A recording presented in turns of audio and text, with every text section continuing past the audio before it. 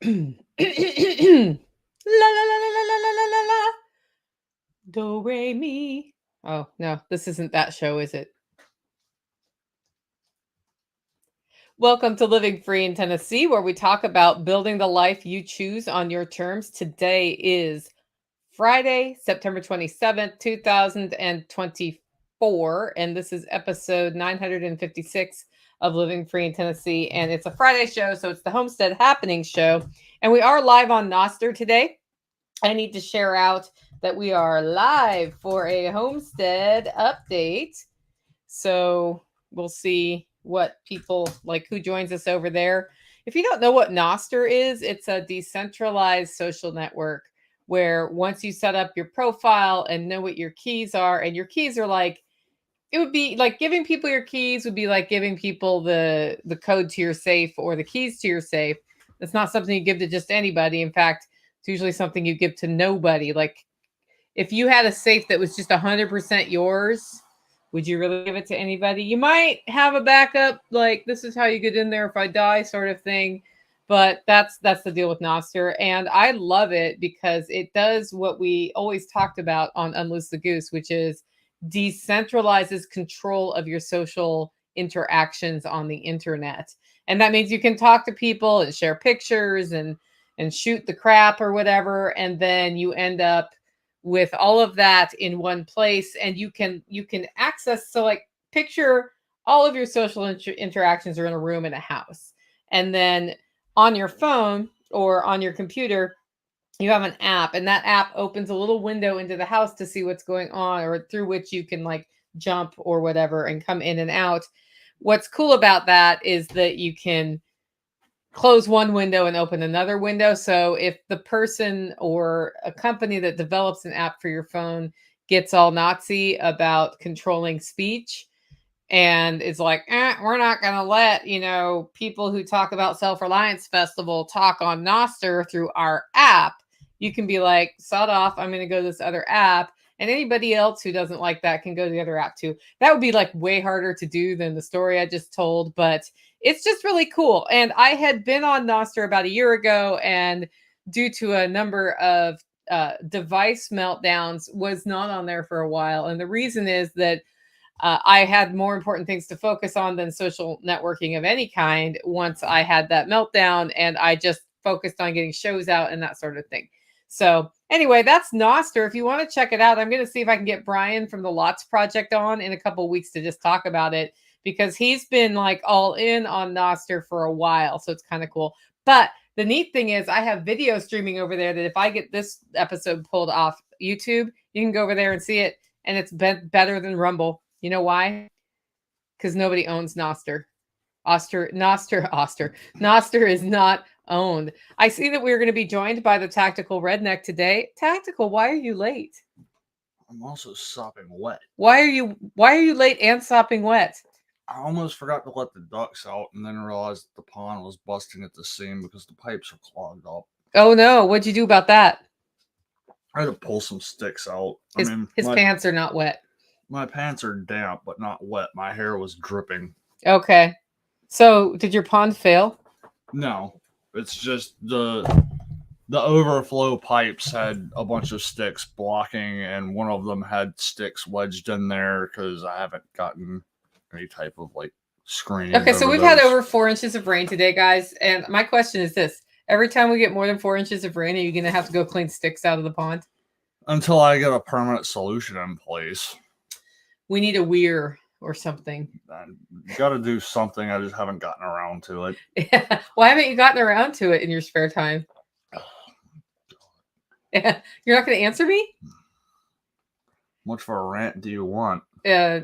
Preferably not too many F-bombs today. Anyway, it's a Homestead Happening show. Hello, Homestead Medical and Pack Rat. Welcome. Hey, guys, on Noster, you can comment, and I do have it up over here to see, too, if you want to say something. Sometimes my little viewer thing just gives me your Noster address and doesn't tell me who you are, and I find out after the show that I actually knew you, which is kind of fun. It's a Homestead Happening show, so we're going to talk about really cool stuff on the homestead. A lot of it centers around being thankful for rain this week, which is not a big surprise. I'm also going to talk about getting ready to be gone because Self-Reliance Festival is next week. If you got any questions about Self-Reliance Festival or anything else, just throw them in the chat and we'll work them into the show as best we can. If you're new to the live stream, we talk about just an update on the Holler Homestead every Friday. And if you have questions about homesteading related items, put the word question in all caps and then ask your question. We'll do our best to work it into the show. Our featured event for today's show, it's not Self-Reliance Festival. Are you shocked? You know, he does a lot of talking with his body instead of his mouth, which is less convenient on a live stream when people are audio only. Okay. Use your words, okay? Okay. It's the Self-Reliance Festival digital passes. So a lot of you all are coming to Self-Reliance Festival. It starts, we have pre-event workshops next Thursday and Friday. And then the festival itself is Saturday, Sunday. We've got the Angry Prepper coming. We've got Jack Spirko coming. We've got Zach from An American Homestead coming. Bear Independent coming. I'm going to put an asterisk there because I understand there may have been, was there a hurricane or something that happened this week? Apparently. Yeah. So sometimes when there's a lot of destruction somewhere in the country, Bear's nonprofit goes into overdrive and they go with their heavy equipment and start digging people out. So if he gets deployed, then I'm pretty sure that he's going to, you know, maybe miss this one, but I don't know. Right now, it's all on track. We'll see what happens. But he is speaking. And we've got Alan Booker, the permaculturist, who I highlighted a couple weeks ago. He'll be there. I've got Curie Torgler doing her first SRF presentation. John Willis from Special Operations, of course, because he's a host of it. Amanda Willis is speaking. I'll be speaking on Buy the Beans. You'll learn what that means at Self-Reliance Festival. That's all at selfreliancefestival.com. And if you're hearing this going, I can't get my butt to Camden right now, Nicole. And, you know, I ridicule people who tell me why they can't come. Because half the time it's like the apocalypse is coming, or I don't know, something like we're getting a new moon. We're getting a second moon in air quotes for like a month. That comes on September 29th. You're not going to actually see this moon, but somebody's going to tell me they can't come because the second moon is the sign of turmoil. People have told me the election is why they can't come. Those are not reasons. You know what? I got an email today. Some guy's like, hey, Nicole, I'm not coming and I'm really sad about it, but I'm not sad because my fourth child is being born. That's a legit reason. Or I don't want to, legit reason. But all that other stuff is excuses. And if you're making excuses, don't. But if you're like, legit, I cannot come. Thanks for the birthday wishes, Ken. If you can't make it, then here's what you need to do if you want to see the stuff. Grab your digital pass at selfreliancefestival.com. It's only $50. We'll be live streaming all the sessions from the circus tent, like all the main sessions. Usually Rebecca runs around and grabs, you know, like some video of some of the demonstrations. And then we put that all together after the fact. It takes us about a month to edit the videos into recordings that you can see until we no longer have a way to host them. So, which is not any time in the foreseeable future. In theory, you can download them and have them forever. That's only $50 at selfreliancefestival.com. And that is next weekend, Saturday and Sunday. I woke up this morning to torrential downpours. And I sent Amanda Willis a text. I'm like, so glad SRF is not starting tomorrow. Because that would have been an interesting and challenging outdoor event. Yeah. Because the thing about tents is they keep you dry like the big event tents. But what happens when there's this level of rain is sometimes the rain can pool and the tent can fall. And then you actually have a situation where you shouldn't be putting people under the tent. So we might have just been standing out getting our butts rained on this weekend if we were going to do that. Maybe. It would have been like one for the record for sure. Okay, before we jump into talking about Jerusalem artichokes, I want to hear more about your pond, actually. What do you think? Okay. And all sorts of, we have new babies on the homestead. These ones are still alive. Unlike the last babies that were born and the mom didn't take care of them. Yeah. So we got new babies on the farm, a whole bunch of other cool stuff going on here. I want to thank Agris Tax Advice, Matthew Sursley, who's a sponsor of the show. AgrisTaxAdvice.com is his website, and you can go there to learn more about what he does. But what he does is look at your financial organization and how you're set up, analyzes that, and then works with you to find the best structure for your business, right? So that you can take advantage of the tax code and write off as much as possible, so you keep more of your money in your pocket. In fact, one time I heard him on an interview say it's your patriotic duty to invest time to figure out how to keep your money in your pockets. It's all perfectly legal. Check it out, agoristaxadvice.com. Our second sponsor of today's show is Discount Mylar Bags. Toby from Discount Mylar Bags is really great at sourcing things in bulk and passing on the savings to you. You can find out all about what they have to offer as far as food preservation and food storage over at discountmylarbags.com. And if you just want to go read about how to best store food, go there, look on the upper right-hand corner of his website. He has a few articles written that might change how you think about storing large amounts of things for long term. I've got a question in. Homestead Medical says, how many inserts do I need to make for the speaker packets? Well, we'll talk about that after the fact. Shoot me an email about that, and we can clarify what you mean by inserts for the speaker packet. I want to make sure I understand what you're talking about there. So we'll hit that later. Okay. Have you seen the Jerusalem artichokes blooming? No. He has. He just doesn't know it. So there's a sunflower-like flower that's yellow that's popped out recently. He's going, okay, because I see that all the time. But the Jerusalem artichokes are blooming all over the holler. And this is my annual time of year to share the following story with you. I planted Jerusalem artichokes at my house because I loved them. And they grew. I cultivated them. I was like, this is going to be great. I'm going to have Jerusalem artichokes in the winter. And then they bloomed, and I'd never seen their flowers before, because you eat the tuber, you eat the root of a Jerusalem artichoke. And I looked up and I looked around, and all around me on the hills were Jerusalem artichokes blooming. And then I went to the farmer's market and told the story to the farmers there, because I was selling my coffee at the farmer's market at that time. And they laughed at me for plant. I started the story with, I planted Jerusalem artichokes, and the laughing started then, because you don't need to plant Jerusalem artichokes unless you want a specific variety in Tennessee, because it just grows wild. I mean, you may want to move some, but here's what I started doing after that. So those Jerusalem artichokes are the ones that are over by Sage's grave. It's like, that's the same varietal, and they're a varietal that's been cultivated to have bigger tubers. So it is like, if you want that, then sure, plant Jerusalem artichokes here. But what I'll do is I'll get like the little surveyor's tape when I see a new patch that looks interesting that I could tap when they're ready for me to tap them. And I mark them so I know where to dig, because when you harvest Jerusalem artichokes is when they, like right now they're blooming, then they're going to put their energy into their roots. And after that happens, that's when, like starting around October usually, or November, all the way through the winter and early spring, you can just harvest them out of the ground and use them. And that actually means you don't have to harvest them and store them, which makes your whole life easier if you know where to dig. Or you can, in fact, harvest them and store them. The way you do that is you harvest them when they've made their tubers, which I would harvest them around Thanksgiving, like right before Thanksgiving here in Tennessee. It's going to be different wherever you live. And then you put them just like you would store potatoes, but also don't rinse them off, because like you want to knock the dirt off, but you don't want to have them just like all clean and scrubbed, because then they won't last as long in your root cellar. If you don't have a root cellar, cool, dark place, right? Cool, dark place. Do the best you can. We haven't eaten Jerusalem artichokes in 2 years here.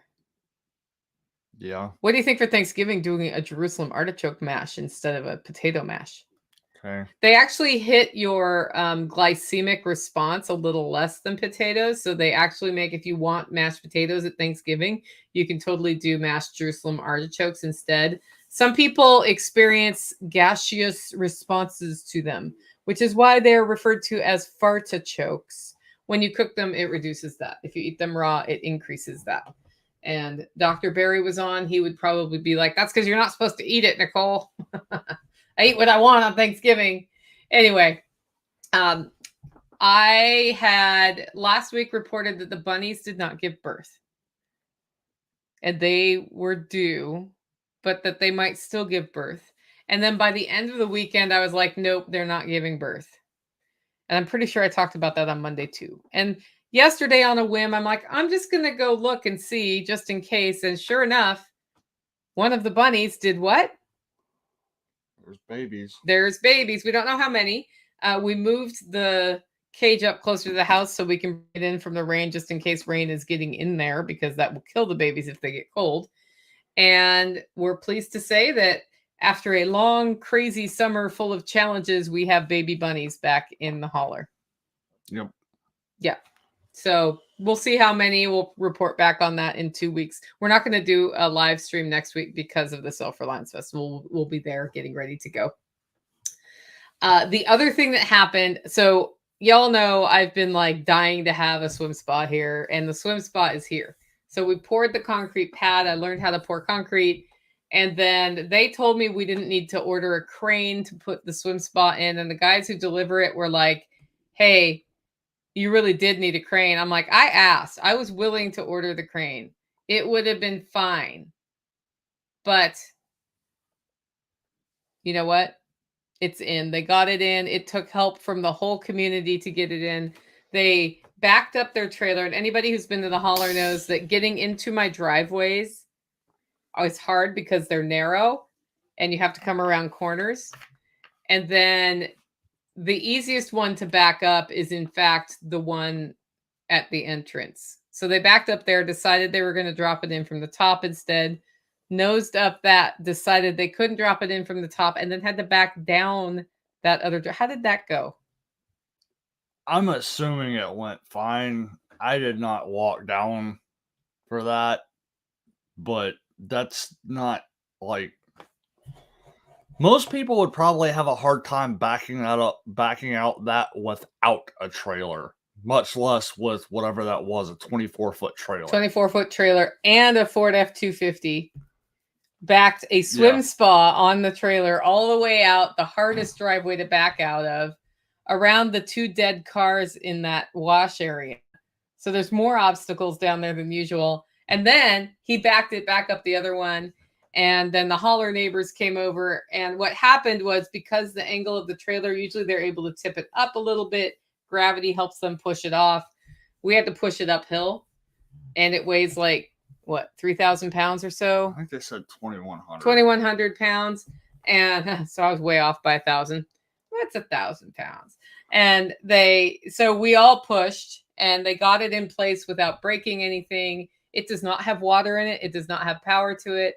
Hopefully, while I'm at Self-Reliance Festival, we will get power to it, and then I can set it up when I get back. So that's been a long time in coming. That has been a 1.5-year project, basically, to get that going.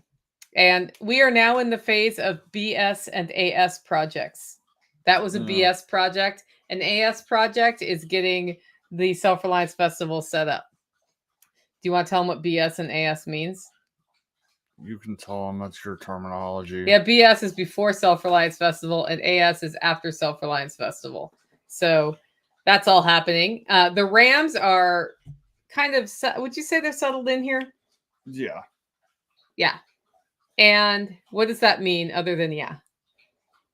I mean, it's always been problematic having the sheep over here. They started over here originally, but they kind of settled in the pasture, so the pasture is home. And so you bring them over here, and the first thing they want to do is go back to where they came from, on top of the fact that these just got separated from mom. So that's an extra contributing factor. You throw in the fact that the girls are, there's at least 1 out of 11 girls that's in heat. So that's another factor of them wanting to go back to the pasture. So far, there's been 1 that skipped the fence. And I think that was because the grass was greener on the other side of the fence. And that has not happened since. Yeah, he skipped the fence, and unlike other fence skippers, did not beeline straight back to the pasture. Well, he also was like, I skipped the fence. I want this crap. How do I get back in there? Crap. He wanted back in. Yeah. He was like, what have I done? So I wonder how he skips the fence. I don't know. He hasn't skipped the fence since. No. So that's good. Hopefully they keep doing that. It's actually getting close to time to process at least 4 of those 5 rams. Yeah. So yeah, we have a canine visitor here on the live stream. Hello, Chestnut. She apparently had to come in and say hello. So that's because she didn't get her breakfast yet. Yeah, that's what's going on there. So that's good. We actually were planning to process all 5 rams, but one of them's really pretty. And he can only not pair with his mother, Brunhilde. So are we keeping him, do you think? Do you want to keep him? What do you want to do about that? What I am considering doing right now is letting him breed with everybody but Brunhilde, and then he can go somewhere not here. So if you're looking for a really beautiful St. Croix ram, we may have one after we're done running him with the lady sheep this fall. And hopefully he is successful in breeding them. That's the only thing. Yeah. So because that would be a very spare year next year if we don't get success in that. I don't know. So that's what we're considering. He is 7 months old, which technically that's when they're able to breed, but it could take him longer. He looks pretty healthy though. Like what determines if a ram is ready to breed at 6 months is if he got enough nutrition and has good body condition. So this ram has really good body condition because he was not a twin, he was a single. And so he had access to his mother's milks exclusively. And he's grown, like he's probably 20% bigger than all the other rams right now. So he was growing like super fast the whole time. And that's 100%, I'm pretty sure, maybe 99% because he was getting all of his mother's milk. And so he did well. But he is super pretty. So I kind of want him to pass his genetics on. And so far, he's also been very, very healthy, which is what we look for in a ram. Right now, we're getting the best rain ever.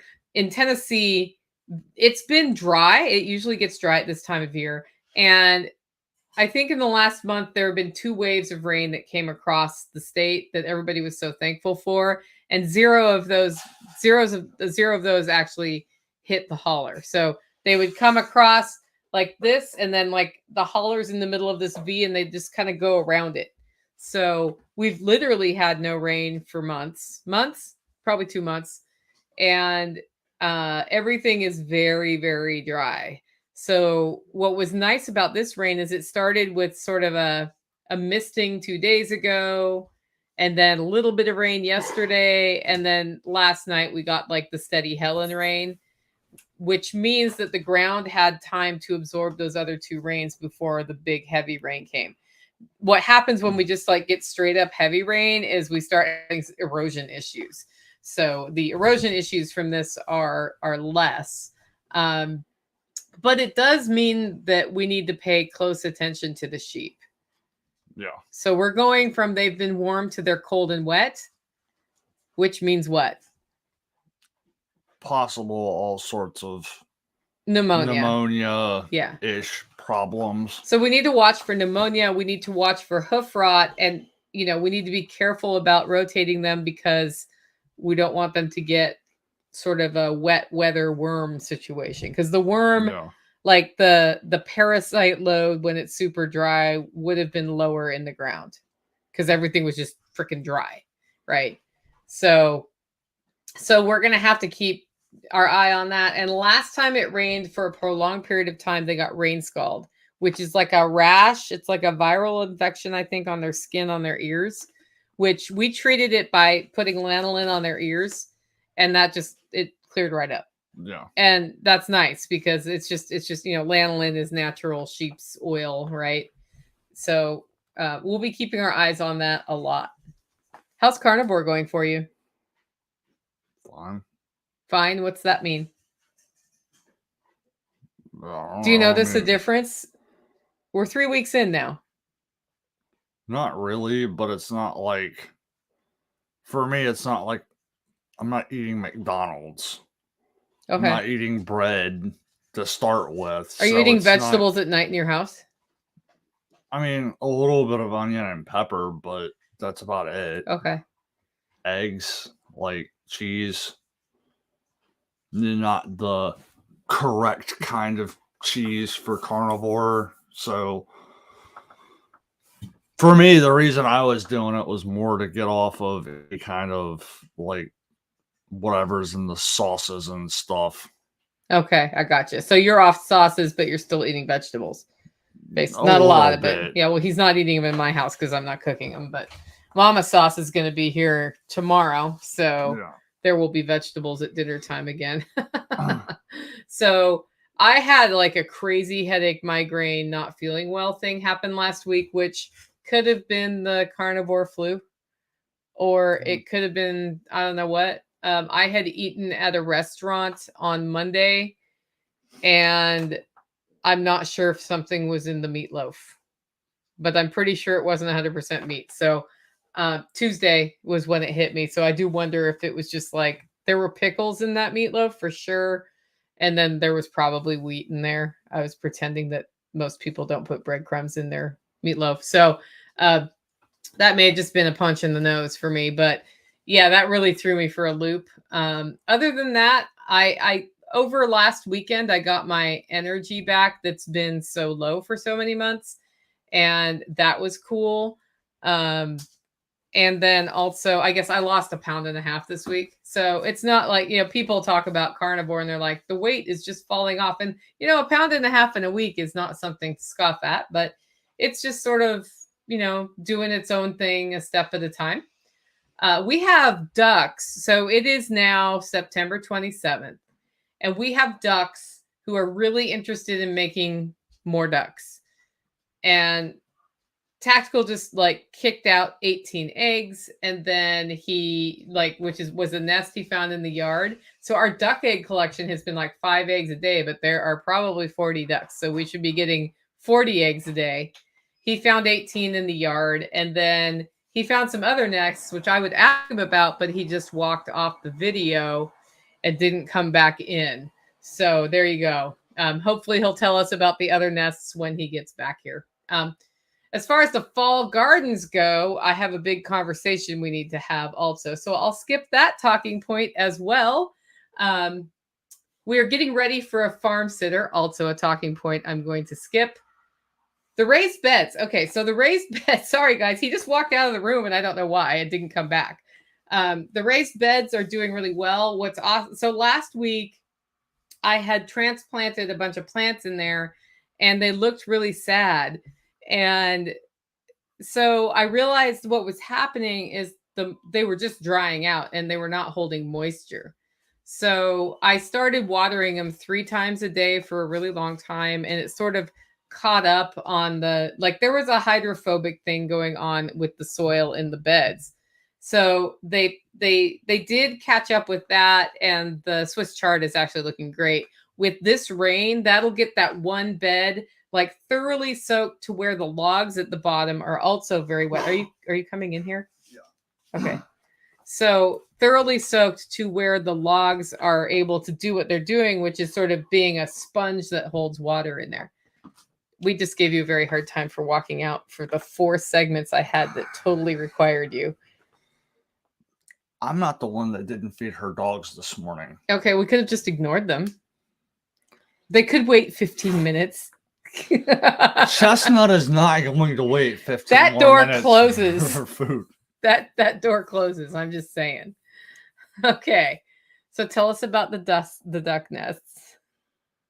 Well, there was the one that I pulled 18 eggs out of, which is 18 eggs that didn't end up in the kitchen.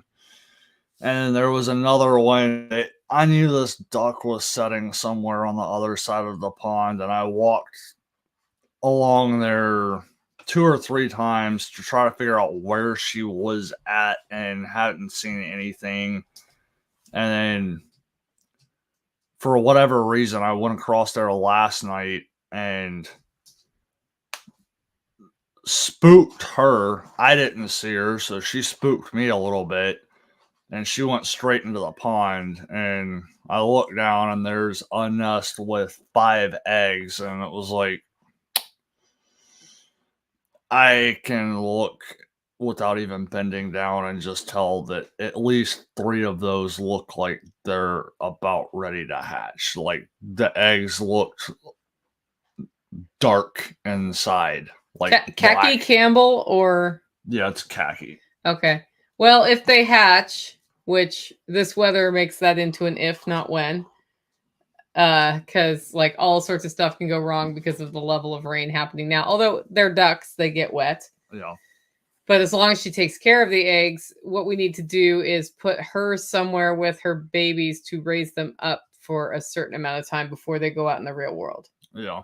So we're going to need to get the chicken tractor back over here if that happens, which is super fun. Yeah. And then get it set up for ducks somewhere. Do you have an idea where you want to put that? Nope.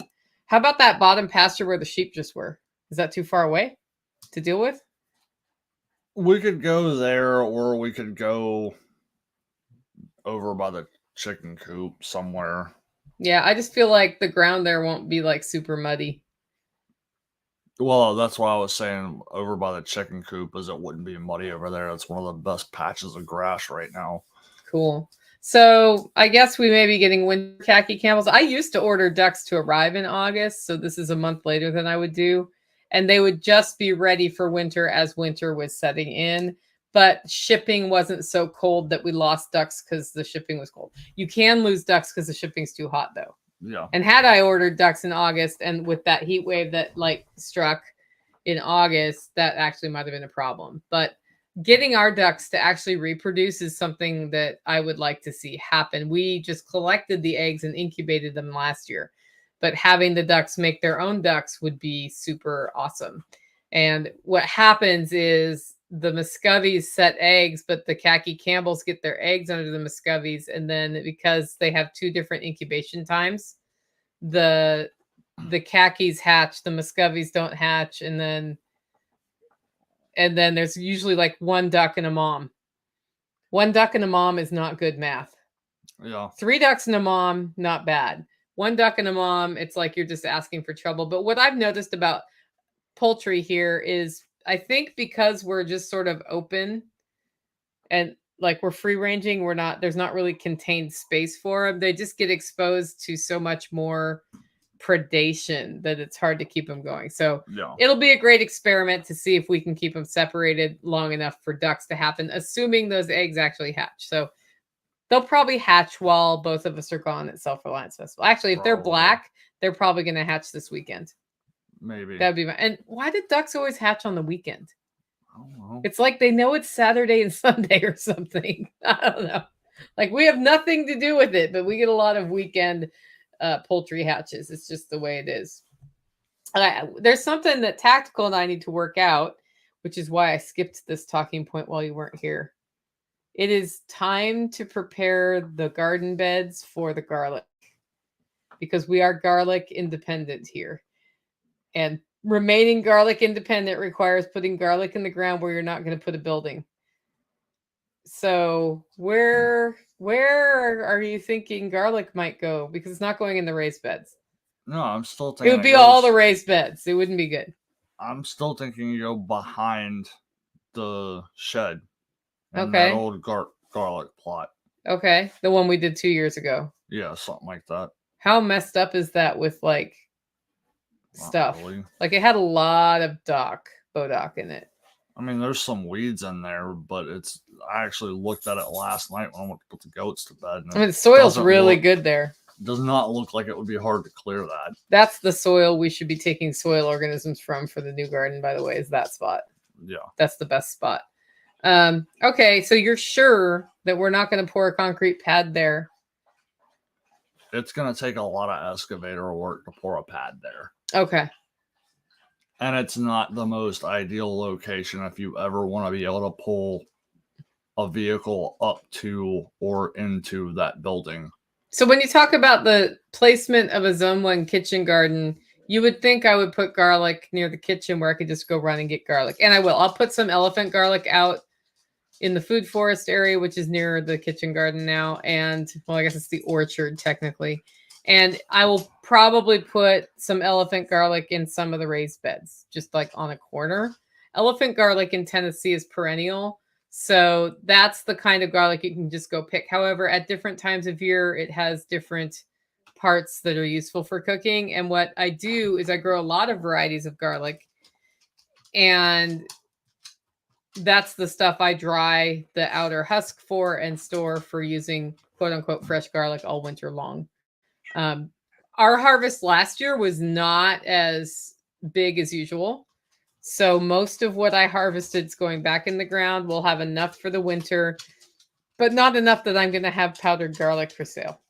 Yeah. Which I probably will again next year. And that's because I planted it late. I think I planted it around Christmas, maybe.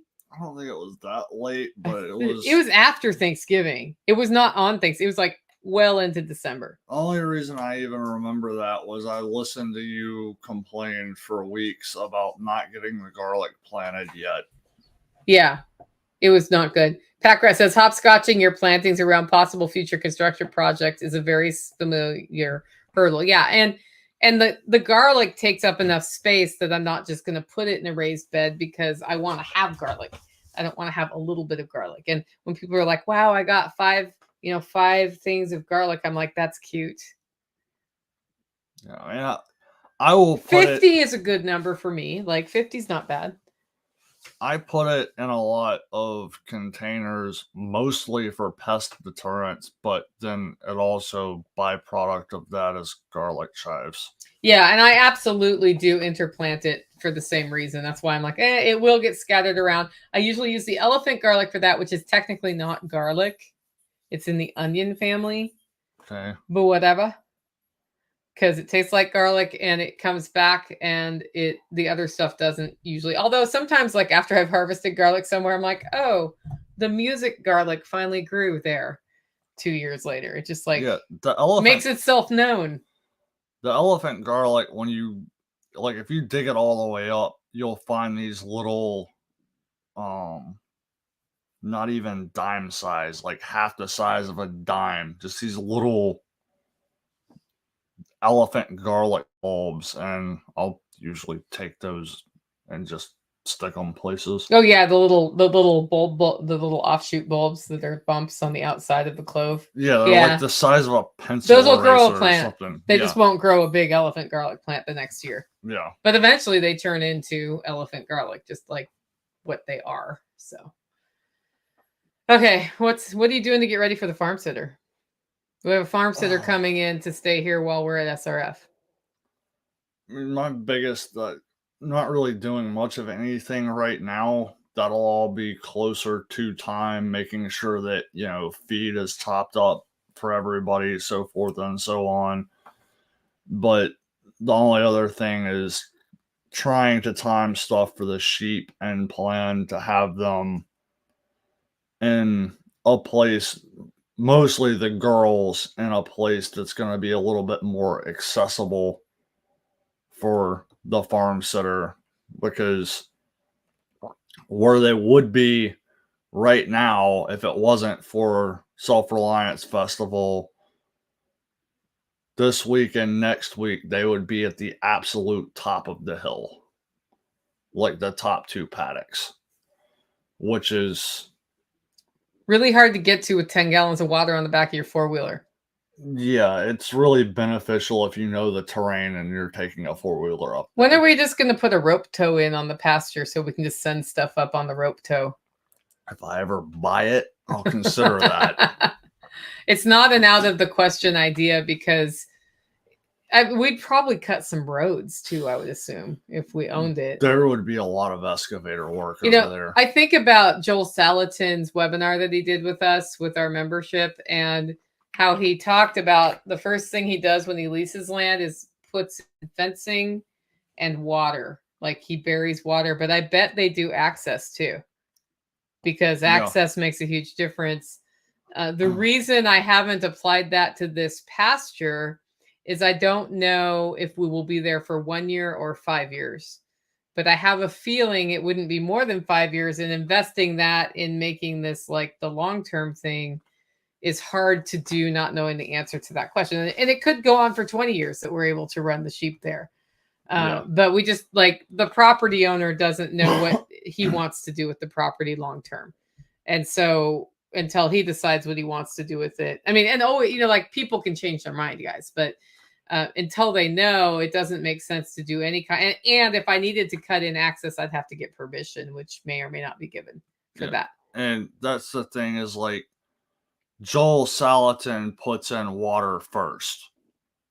I would not even consider putting water in first over there because at some point in time, I would be taking an excavator, possibly a bulldozer, and cutting some level stripes going all the way across the entire pasture because of the way the water flows down that hill.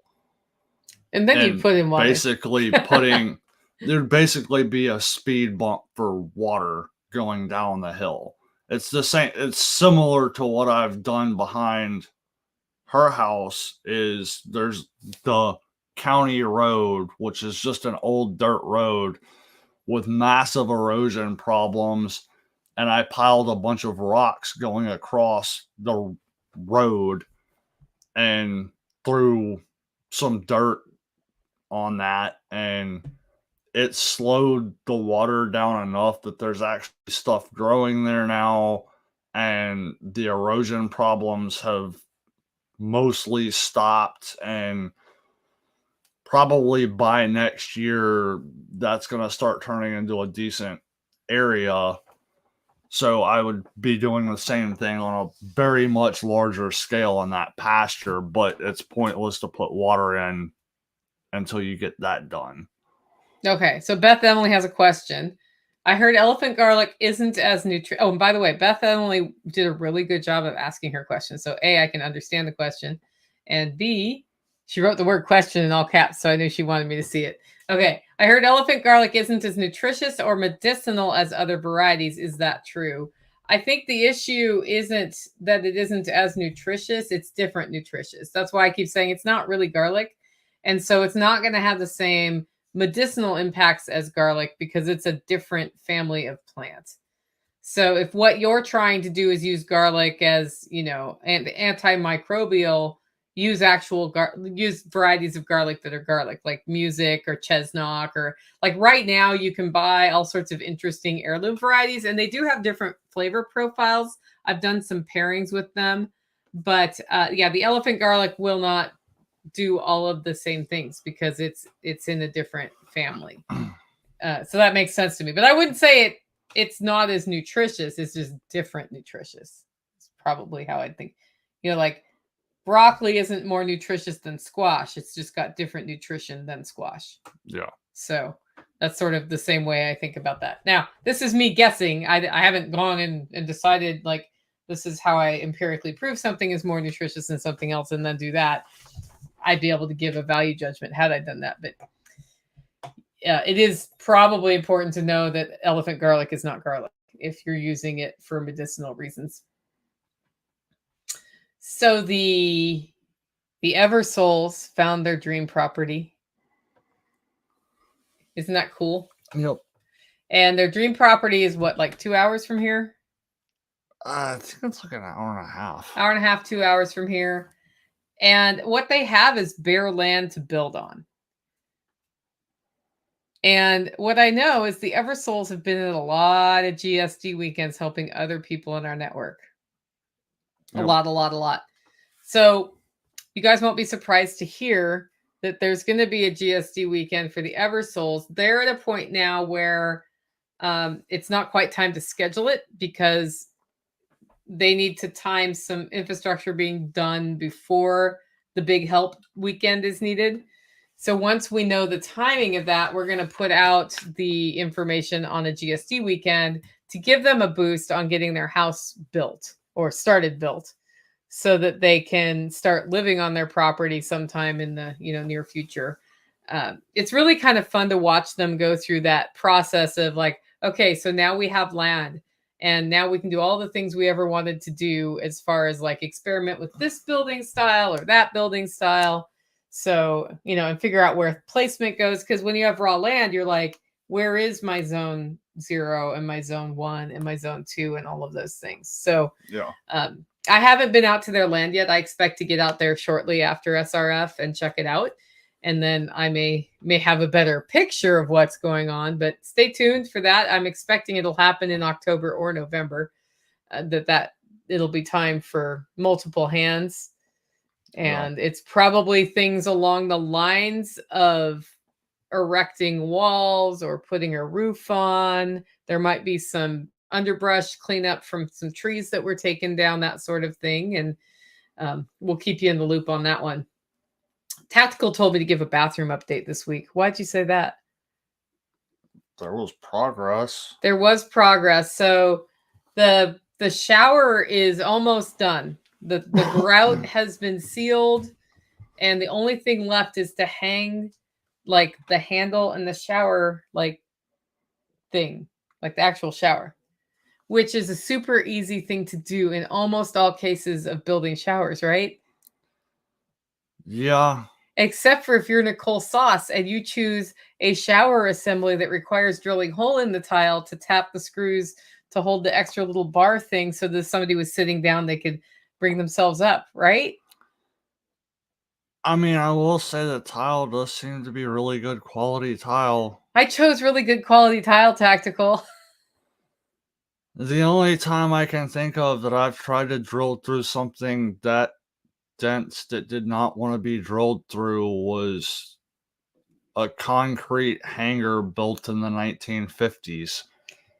Okay, so there's been some time invested in drilling holes into this tile, which is super. And when my friend was laying the tile, he was grumbling. He's like, well, it's good. I'm glad you're putting good quality tile in, Nicole, which is code for this is not cutting well and it's frustrating me. He never said that to me, though.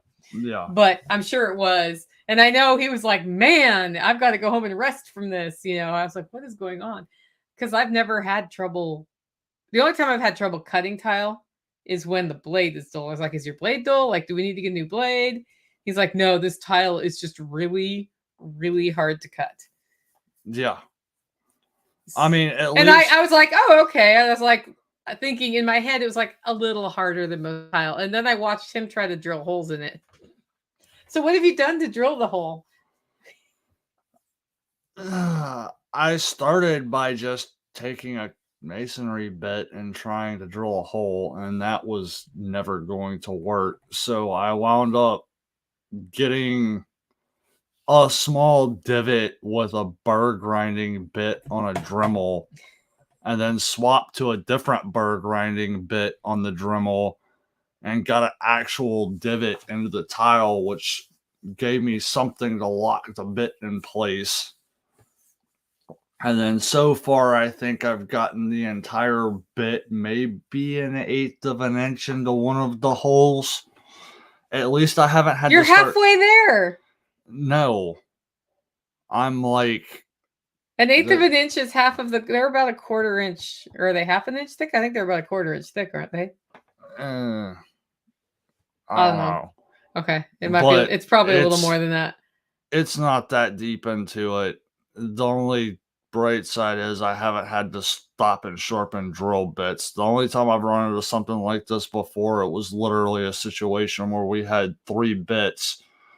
One person drilled while the other person sharpened bits. Well, we only have a deadline of tomorrow. So we're going to make that, right? Might be putting a different shower head on there temporarily.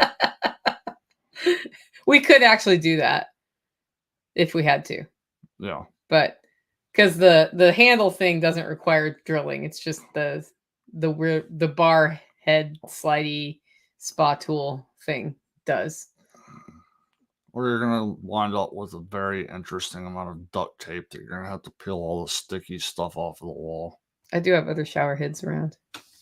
I have a really nice one that lights up when water goes through it. It's a hand-wound one. But it would just hang there. Okay.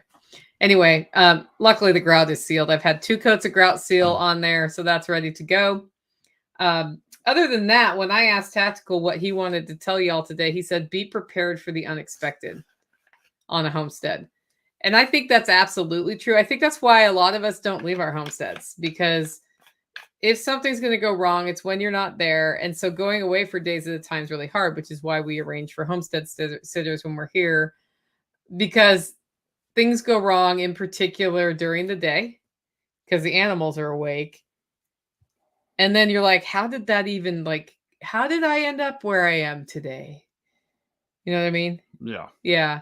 So you had an unexpected thing happen with your car. Yeah. What happened with your car?